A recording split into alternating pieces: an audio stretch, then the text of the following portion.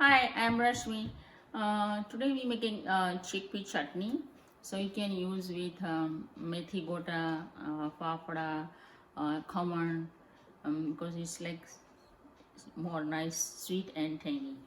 So for that, I have here 1/4 cup chickpea flour. Okay, and you need to add 1.5 cup water. This is 1 cup. Slowly make sure there is no lumps.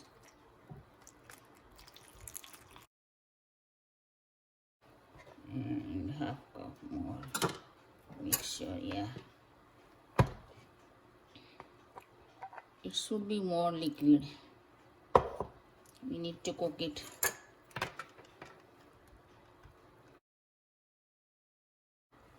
See, the batter is ready now. 1.5 cup water, 1/4 cup chickpea flour. Okay, so now we are doing tempering for this chutney.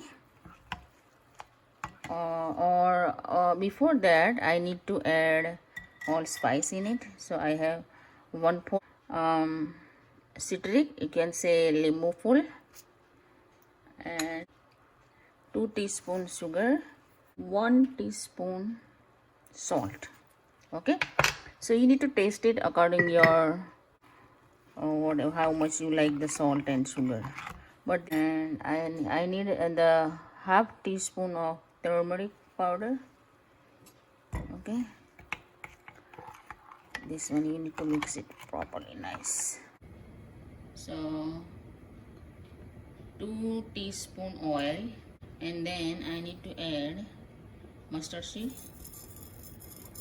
Yeah, see the sounds.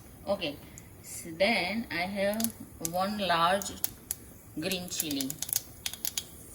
Okay, and curry patta,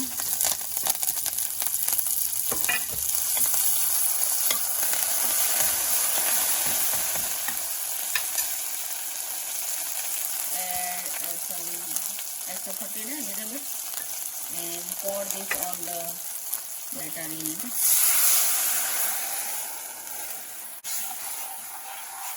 Cook it for 5 minutes and your chutney is ready. Delicious chutney. Okay, so see the color a little bit lighter now. So that means the chickpea flour cook. Nice. Don't cook too much, otherwise it's going thicker. Now this is almost done. See the thickness? Yeah, you can dip it nicely. The fafda. You can eat with the methi gota. Okay, so this chutney is ready now.